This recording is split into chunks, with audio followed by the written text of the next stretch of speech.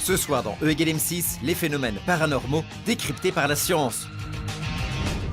Bruits étranges, portes qui claquent, apparitions en tout genre, 13% des Français croient aux fantômes.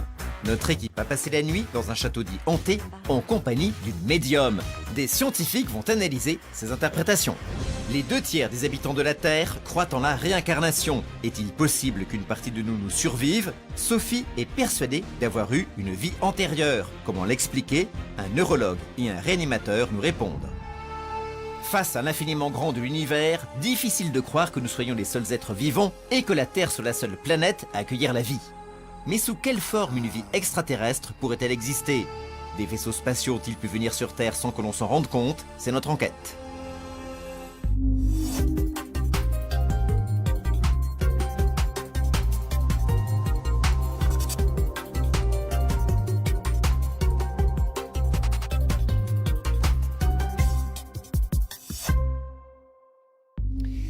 Bonsoir. Des extraterrestres auraient visité la Terre dans des soucoupes volantes. L'âme ou l'esprit des personnes, après leur mort, se réincarnerait dans d'autres individus. Certaines maisons seraient hantées. Tout cela est-il possible? Quel est l'avis de la science et des scientifiques sur ces phénomènes ou ces croyances? On en parle ce soir dans E = M6. Un bruit suspect, une lueur étrange, ça y est, nous sommes persuadés que notre maison est hantée par un esprit. Mais qu'en pense la science? Pour le savoir, nous avons passé une nuit dans une maison hantée avec Lexa, une authentique chasseuse de fantômes, et nous avons soumis ces conclusions à des scientifiques. Vous allez comprendre ce qui a pu amener les propriétaires à croire à l'existence de ce fantôme. Reportage de Jessie Picard. Bruit suspect, portes qui claquent, apparitions en tout genre, 13% des Français croient aux fantômes. Dans les films ou les livres, ils sont transparents ou cachés sous un drap. Mais peut-on dire que les fantômes existent? Qu'en pensent les scientifiques? Ce n'est pas parce que le phénomène est inexpliqué qu'il est inexplicable. Sur ce point, deux écoles s'affrontent, les médiums contre les scientifiques. E = M6 compare leurs théories. Ce joli château du Poitou-Charentes, datant du XIVe siècle, a l'air bien paisible. Pourtant, selon ses propriétaires, il serait hanté, autrement dit, habité par des fantômes. Quand il y a 3 ans, Véronique et son mari ont acheté cette demeure abandonnée depuis 60 ans, ils ne pensaient pas avoir à cohabiter avec des colocataires invisibles. Pourtant, quelques jours après son arrivée, la famille aurait commencé à percevoir des phénomènes étranges. On a eu des apparitions, des bruits, des odeurs, des meubles qui étaient tirés, qui bougeaient, enfin des choses vraiment très étonnantes. Ça nous est arrivé à tous au sein de la famille, donc à tous les 5. Bon, de toute façon, vous allez passer la nuit là, vous verrez bien. Pas rassurée, notre équipe a courageusement accepté de veiller. Et pour l'accompagner dans cette chasse aux fantômes, Véronique a convoqué Lexa Marot, médium spécialisée en investigation paranormale, et Nicolas, qui l'assiste. La nuit promet d'être agitée. Déjà, en arrivant, Ouais. à l'étage, il y a du monde. Ah bon? Déjà. Donc, à mon avis, ça doit pas mal marcher. Ah, ça, souvent, on entend que ça se balade. Et pour détecter les fantômes, Lexa utilise un matériel très simple. Une caméra, un appareil photo et un enregistreur sonore numérique. Cet appareil nous permet d'enregistrer des sons numériquement pour rechercher les sons qui sont inaudibles de façon naturelle. C'est parti pour toute une nuit de chasse aux fantômes dans le château. Dans chaque pièce, Lexa essaie d'établir le contact avec l'intrus. J'aimerais bien que vous rentriez en contact avec moi. Mais sans résultat. Pourtant, au petit matin, alors qu'elle inspecte la cave, Lexa dit ressentir une présence. Venez parler avec moi. Dites au moins quelque chose. Rappelons qu'elle enregistre tout avec son appareil numérique. Qu'a-t-il détecté?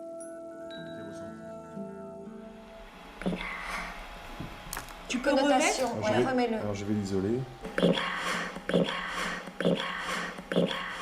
Les propriétaires en sont persuadés, il s'agit de la voix du fantôme.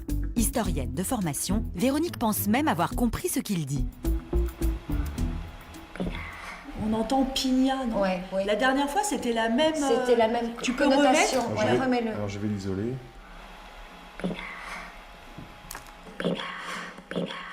Piña serait selon elle le raccourci de soupigna, un mot de vieux français qui signifierait perturbateur. Pour en avoir le cœur net, nous avons soumis cet enregistrement à Florent Martin, membre de l'Observatoire de Zététique, un centre de recherche et d'information sur les phénomènes paranormaux. C'est chez lui qu'il nous reçoit pour quelques expériences. Il y a 2000 explications possibles, hein. Dans un bruit, comme tout ce qu'on peut entendre, comme une manche qui frotte contre une veste, ou quelqu'un qui se racle la gorge, ou alors un pied qui glisse par terre. Tous ces bruits qu'on appelle un peu bruit blanc, en fait, parce que ça, la base du son, c'est un peu chut. On a vite fait d'entendre là-dedans des éléments qui peuvent ressembler à des mots. Tout le monde pense entendre un mot très distinctif, piña. C'est aussi ce que vous entendez ? Pour notre scientifique, nous serions tous victimes d'une illusion auditive. Explication. Ce qui est intéressant de remarquer, c'est que si on ne vous dit pas ce qu'il y a à entendre, c'est très difficile de comprendre. Par contre, quand on vous a dit « Attention, est-ce que tu as entendu qu'à cet endroit-là, il dit ça ?» Bah là, d'un seul coup, tout le monde se met à le voir.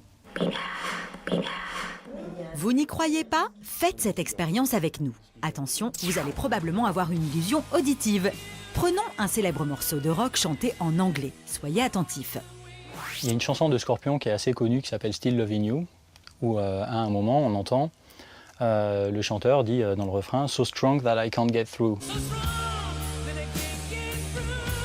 Mais en français, il y a une toute autre perception. Et si on vous dit « Ce soir j'ai les pieds qui puent », écoutez cette chanson, écoutez ce bout-là avec cette interprétation-là. Notre cerveau a donc tendance à rapprocher des sons inconnus de mots qu'il connaît. Mais pourquoi prêter ce son à la voix d'un fantôme ? Explication avec Anna Cognier, psychologue. Il y a du réel, il y a quelque chose, mais au lieu de l'interpréter comme simplement un bruit de tuyauterie, on va s'imaginer, on va interpréter ce signe comme relevant d'un fantôme, d'une parole prononcée. Et vous allez voir qu'on peut aussi être victime d'illusions visuelles. La propriétaire du château nous montre cette fois des photos sur lesquelles elle pense voir un fantôme. Alors ça, c'est une photo qui a été prise par ma fille dans le salon là-bas. Cette photo est troublante, mais peut-on affirmer qu'il s'agit d'un fantôme ?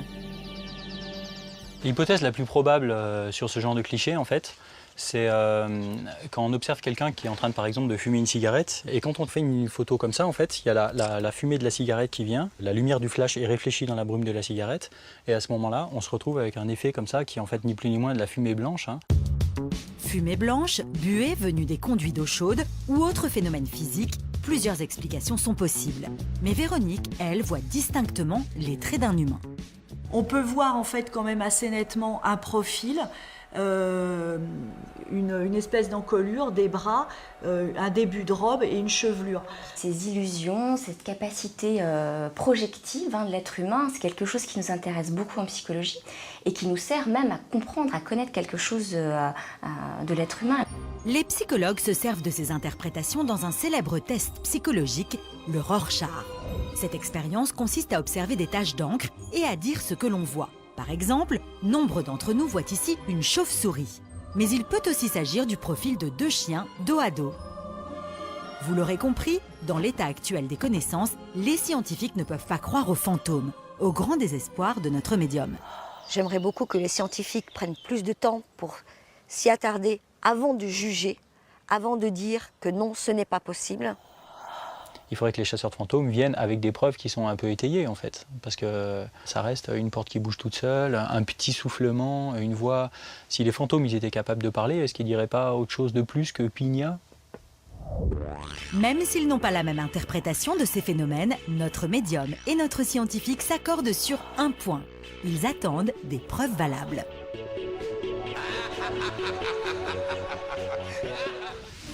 Sur Terre, 2 personnes sur 3 croiraient en la réincarnation. Est-il possible et comment qu'une partie de nous, qu'on appelle âme, esprit ou karma, survive à notre mort? Que pensaient les gens qui ont des souvenirs précis d'une vie antérieure? Nous allons tenter d'expliquer ce phénomène au travers du témoignage d'un anesthésiste réanimateur et de celui d'une jeune femme qui a vécu cette expérience. Reportage de Karine Lazare. Dans beaucoup de cultures, on croit à la réincarnation, la possibilité pour l'être humain d'avoir plusieurs vies. Et elle serait au nombre de 7 pour les hindouistes. Les 2 tiers des habitants de notre planète sont persuadés que notre vie sur Terre ne serait pas la première, que nous serions déjà passés par des époques et des expériences différentes. Mais qu'en pensent les scientifiques? E = M6 a mené l'enquête. Sophie est cadre supérieur et mère de famille. Un jour, au cours d'un voyage en Égypte, elle a ressenti une très forte émotion en visitant des vestiges. Elle a eu la sensation fulgurante d'avoir déjà vécu dans ce pays il y a très longtemps. Je suis rentrée dans un tombeau dans la vallée des rois, la tombe de Meremta. Et à peine rentrée dans ce tombeau, j'ai eu un chagrin immense qui m'a envahie et je me suis mise à pleurer, comme si j'avais perdu un être cher. J'ai bien sûr pensé à la réincarnation, les vies antérieures, mais je peux évidemment pas l'affirmer. Avoir déjà vécu une vie avant la nôtre, c'est le principe de la réincarnation. Selon certaines croyances, chaque vie serait liée à une énergie, que l'on appelle l'esprit, l'âme ou encore le karma. Une force spirituelle qui, au lieu de disparaître à la mort de la personne, va au contraire se recycler, être réutilisée en se logeant dans un autre corps, une nouvelle personne ou un animal qui vient de naître. Cet esprit voyageur porterait l'empreinte des vies qui s'accumulent en lui. C'est la raison pour laquelle certaines personnes auraient des souvenirs qui ne correspondent pas à leur vécu. Mais la science a-t-elle des explications? Pour le savoir, direction le CNRS de Toulouse où nous avons rendez-vous avec Emmanuel Barbeau, spécialiste du cerveau. Pour expliquer ce qu'a ressenti Sophie, il a une hypothèse plus simple que celle de la réincarnation, un phénomène bien connu de la science, le déjà-vu. Le déjà-vu, c'est on arrive quelque part par exemple, et on a vraiment une très forte impression qu'on a déjà vécu cette scène. L'environnement semble familier, et un certain nombre de personnes rapportent même qu'elles sont capables de précognition, c'est-à-dire qu'elles sont capables de prédire ce qui va se passer dans les quelques minutes après. Ce qui est logique si on pense qu'on a déjà effectivement vécu cette scène. On a pu mettre en évidence différentes régions cérébrales qui sont impliquées dans le déjà-vu. Toutes les zones de la mémoire impliquées dans le sentiment de familiarité se trouvent ici, au cœur du cerveau. L'hippocampe, ici, en rouge, nous aide à situer nos souvenirs dans un contexte précis. Sophie a probablement un jour éprouvé de la peine en visitant la tombe de quelqu'un qu'elle aimait, tandis que la zone des cortex rhino, ici, en vert, ravive le souvenir sans tenir compte de son contexte. Sophie éprouve de la peine devant ce tombeau égyptien, car son cerveau l'associe à son précédent souvenir. Le cerveau fonctionne sur un mode oscillatoire, un petit peu comme des vagues qui viennent les unes après les autres. L'hypothèse qu'on fait dans le cadre du déjà-vu, chez le sujet normal, c'est que l'une de ces oscillations est ratée, un petit peu comme s'il y avait un télescopage entre deux oscillations, entre deux vagues, plutôt qu'un fonctionnement normal, continu et relativement stable. En clair, le cerveau capte donc une information, mais fait une mauvaise association d'idées, ce qui donne le sentiment de déjà-vu. Mais pourquoi Sophie a-t-elle ressenti cela en Égypte? Selon notre chercheur, il pourrait aussi s'agir d'un faux souvenir entièrement échafaudé par son cerveau. Oui, il est probable que pendant des dîners de famille, ils ont beaucoup discuté de l'Égypte. Elle a probablement entendu ce discours pendant toute son enfance. Et donc ça fait partie intégralement de ses souvenirs, de sa petite enfance, de sa personnalité. Et en situation, alors qu'elle n'a jamais mis les pieds en Égypte, elle a l'impression de revivre ceci, alors que ça n'a jamais été le cas. Donc c'est une confusion, une sorte de clash entre ce souvenir et la réalité. Nous avons posé la question à Sophie, qui nous a fait une étonnante révélation. Ma maman et ma grand-mère sont nées en Égypte, donc il y a peut-être effectivement une mémoire familiale. Mais je ne peux pas expliquer pourquoi. En tout cas, je me suis dit que ça venait de trop loin et c'était quelque chose qui me dépassait. Notre cerveau serait donc capable de s'approprier les souvenirs des autres. Et vous allez voir que l'implantation d'un faux souvenir dépend aussi d'une mauvaise association d'idées. Voici une expérience incroyable. Essayez de la faire chez vous. Le neuropsychologue va énoncer des mots, à vous de les retenir. Mouton, pull, tricot, doux, vierge, pelote, coton, couverture, écharpe. Allez-y, je vous écoute. Couverture, écharpe, coton, laine, mouton. D'accord. Vous m'avez rappelé le mot laine. Est-ce qu'il faisait partie de la liste?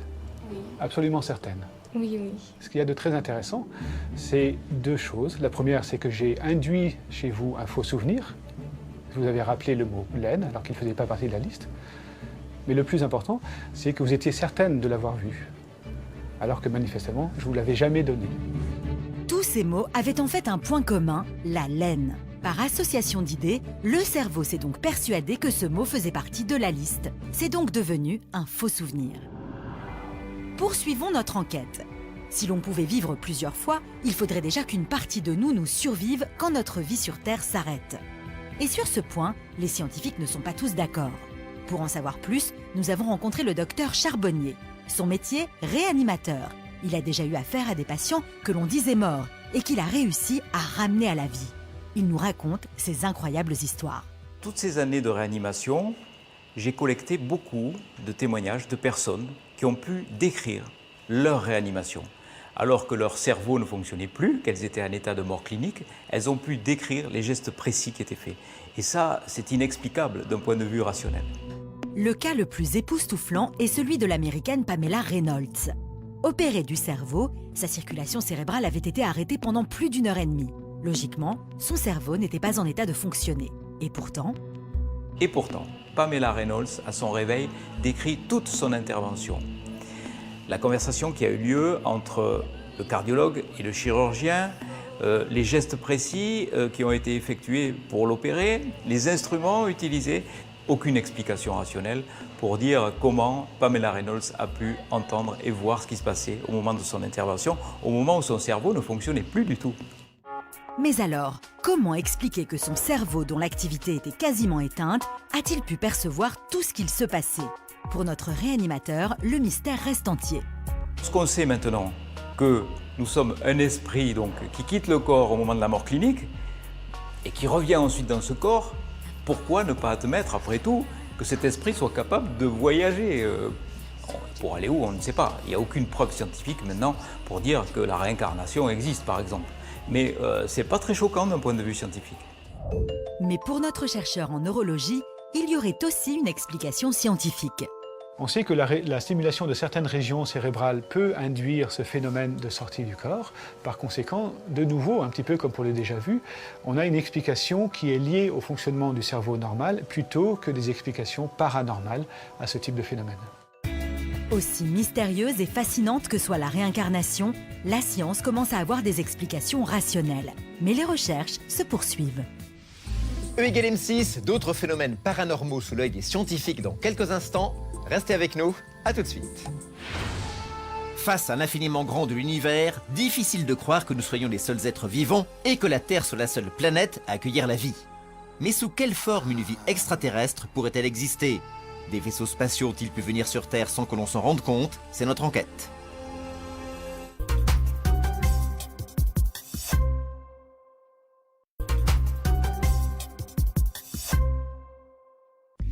Il existe des milliards d'étoiles et donc certainement des milliards de planètes. Difficile alors de penser que la Terre serait la seule à abriter des êtres vivants. Est-il possible que des extraterrestres habitent quelque part ailleurs dans l'univers? Sur quel type de planète? Comment pourrions-nous les rencontrer? Et y a-t-il une chance pour qu'ils soient déjà venus sur Terre discrètement, avec ou sans soucoupe volante? Reportage de Caroline Lemoine. Face à l'infiniment grand de l'univers, difficile de croire que nous soyons les seuls êtres vivants et que la Terre soit la seule planète à pouvoir accueillir la vie. Mais alors, sous quelle forme une vie extraterrestre pourrait-elle se présenter? Si les petits hommes verts existent, auraient-ils pu nous rendre visite? Des vaisseaux spatiaux pourraient-ils arriver sur Terre sans que l'on s'en aperçoive? Réponse avec des scientifiques. Depuis longtemps, l'homme se demande s'il est seul dans l'univers. Voici André Braque. Il est spécialiste de la chimie du vivant et a consacré une grande partie de sa carrière à la recherche de la vie extraterrestre. Il nous emmène dans un lieu unique en France, en Sologne, où est installé depuis 1965 un gigantesque radiotélescope. Ces grilles, longues comme 2 terrains de football, captent les moindres ondes venant de l'espace. Ce grand récepteur renvoie les ondes sur cet autre récepteur qui est sphérique. Et ce récepteur sphérique va concentrer l'onde sur le foyer qui est là, au milieu. Recevoir les ondes radio émises naturellement par les planètes, c'est le premier objectif du radiotélescope. Mais l'espoir des scientifiques va bien au-delà. On pourrait, avec ce grand instrument, réceptionner des signaux radio émis par des civilisations extraterrestres. Une civilisation extraterrestre intelligente, aussi avancée que l'homme, pourrait avoir des moyens de communication qui émettent des ondes, comme celles de nos télévisions, nos radios ou nos téléphones portables. Mais alors, les scientifiques ont-ils déjà capté quelque chose? Pour l'instant, silence radio, on n'a pas encore capté de signal émanant que l'on puisse être interprété comme émanant d'une civilisation extraterrestre intelligente. Malgré tout, la question de la vie extraterrestre reste bien posée. Mais pour que la vie puisse démarrer sur une planète, 2 ingrédients sont indispensables. Ces éléments, c'est de l'eau. La vie est née dans l'eau et l'eau a toujours accompagné la vie sur Terre. Et l'autre élément, c'est le carbone. Le carbone, c'est comme du charbon. Et donc, à partir de cette molécule, on peut faire des systèmes de plus en plus compliqués. Et c'est ça qui fait partie de notre corps et qui permet la vie. Les scientifiques sont donc partis à la recherche de ces 2 éléments sur les 8 planètes de notre système solaire. Fin août, la sonde américaine Curiosity s'est posée sur Mars, une planète où l'on sait aujourd'hui que l'eau et le carbone sont présents. Objectif, chercher des traces de vie. Les chances de démarrer la vie sont réelles car la chimie est reproductible, comme une recette de cuisine. Si on refait à l'identique les mêmes conditions, on obtient les mêmes résultats. Aujourd'hui, les scientifiques peuvent affirmer que les petits hommes verts n'existent pas. En tout cas, pas dans notre système solaire. Mais qu'en est-il du reste de l'univers? Depuis près de 20 ans, grâce aux moyens modernes de l'astronomie, les chercheurs peuvent enfin observer les planètes situées autour d'autres étoiles que le Soleil, qu'ils ont baptisées exoplanètes. Sur les 800 qu'ils ont découvertes, 2 présentent des conditions similaires à celles de la Terre. Elles pourraient donc être habitées par des êtres qui nous ressemblent? Ils ne nous ressembleront pas exactement car les humains sont le résultat de 2 évolutions. L'évolution lente par la contrainte de l'environnement qui sélectionne celui qui s'adapte le mieux et des cataclysmes. En clair, si l'homme est apparu, c'est à la suite d'une catastrophe survenue il y a 65 millions d'années et qui a causé la fin des dinosaures. Si cela ne s'était pas produit, la Terre serait probablement peuplée de dinosaures intelligents, mais pas d'hommes. Mais revenons aux exoplanètes. Si elles sont habitées, peut-on imaginer que ces extraterrestres aient pu nous rendre visite? Voici Thibaut Alexandre, jeune facteur passionné par les ovnis, les objets volants non identifiés. Il est aujourd'hui devenu un expert reconnu en la matière. Il y a 10 ans, il a fait une observation très surprenante. C'était le 10 mars 2002, donc un point qui est apparu comme ça soudainement, qui est resté fixe pendant 5-10 minutes, qui s'est éteint. Un quart d'heure plus tard, le point réapparaît, au même endroit, etc., etc. Très étonné, Thibaut cherche une explication à ce qu'il a vu. Il pense instinctivement à une soucoupe volante. Mais après 5 ans de recherche, il trouve enfin la vraie explication.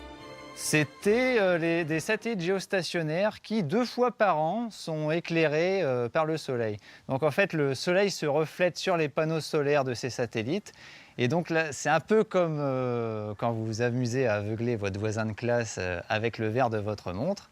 Donc pendant quelques minutes, les panneaux reflètent la lumière du Soleil. Et au bout de 5 minutes, quand l'alignement n'est plus parfait, le phénomène s'éteint. Et oui, c'est incroyable. Ces satellites installés à 36 000 km de la Terre peuvent être vus à l'œil nu quand les rayons du Soleil frappent leurs panneaux. Ils agissent alors comme un miroir et renvoient la lumière vers la Terre. C'est ce qui crée ces points lumineux que Thibaut a repérés. La plupart des gens qui croient voir des soucoupes volantes voient en fait des avions, des astéroïdes ou des lanternes thaïlandaises, et même la Lune. Mais 15% des ovnis restent un mystère pour les scientifiques. Aujourd'hui, Thibaut collabore avec l'Agence spatiale française et les zététiciens, des scientifiques qui étudient les phénomènes paranormaux. Et son avis est maintenant tranché. Les ovnis, objets volants non identifiés, existent bien, par définition. C'est quelque chose que les témoins ne parviennent pas à identifier. Les soucoupes volantes, ça signifie vaisseaux extraterrestres, etc. Jusqu'à preuve du contraire, n'existent pas. Mais pourrait-on imaginer qu'un vaisseau ait pu pénétrer dans notre atmosphère sans qu'on s'en rende compte? Nous avons posé la question à Jérémy Vaubaillon du Centre de recherche en astronomie et astrophysique de l'Observatoire de Paris. Alors là, dans la petite boîte, se trouve la caméra de l'Observatoire de Paris. Il y a là exactement la même caméra au pic du Midi. On voit tout ce qui se passe dans l'atmosphère, donc jusqu'à peu près 100 km au-dessus de nos têtes. Et puis dans un rayon d'environ 400 km. Donc elle couvre une grande partie de la France. Et dès qu'il y a quelque chose qui rentre dans l'atmosphère, on peut le détecter avec ces caméras. En plus de ces caméras qui scrutent le ciel jusqu'à 100 km au-dessus de nos têtes, des télescopes sont présents un peu partout sur le globe. Ils peuvent voir ce qui se passe au-delà de notre atmosphère. Et pour pallier l'absence de surveillance au-dessus des océans, dans lesquels on ne peut installer ni caméra ni télescope, des satellites tournent autour de la Terre et assurent une surveillance permanente. Et donc qu'on soit dans l'hémisphère nord et l'hémisphère sud, le ciel est couvert en permanence. Et donc en effet, s'il y a un vaisseau spatial qui approche de la Terre, il y a beaucoup de chances qu'on le voit. Mais alors, avons-nous des chances de rencontrer un jour les habitants d'autres planètes? Pas sûr, car il faut savoir qu'une fois dans l'espace, les distances ne s'évaluent pas comme sur Terre. Elles se mesurent en années-lumière. Explication. Si on voyageait à la vitesse de la lumière, pour aller à la prochaine étoile, il faut déjà 4 ans. C'est-à-dire que vous faites un aller-retour, vous avez déjà 8 ans. Pour aller vers la galaxie spirale la plus proche, il vous faut 2 millions d'années. Donc au bout de 2 millions d'années, il y a de grandes chances que, vous n'existez plus, ou bien que eux n'existent plus, ou bien que ils aient changé de place, etc. Donc c'est vrai que les chances de se rencontrer sont quand même très faibles. Une contrainte qui n'empêche pas les scientifiques d'espérer et de continuer leurs recherches. Et pour cause, il y a seulement 43 ans, l'homme faisait ses premiers pas sur la Lune. Et depuis, la conquête de l'espace n'a cessé d'avancer. Alors, qui sait ce que nous pouvons encore découvrir? E égale M6, c'est terminé. On se retrouve bien sûr dimanche prochain. D'ici là, passez une très bonne soirée sur M6. Au revoir.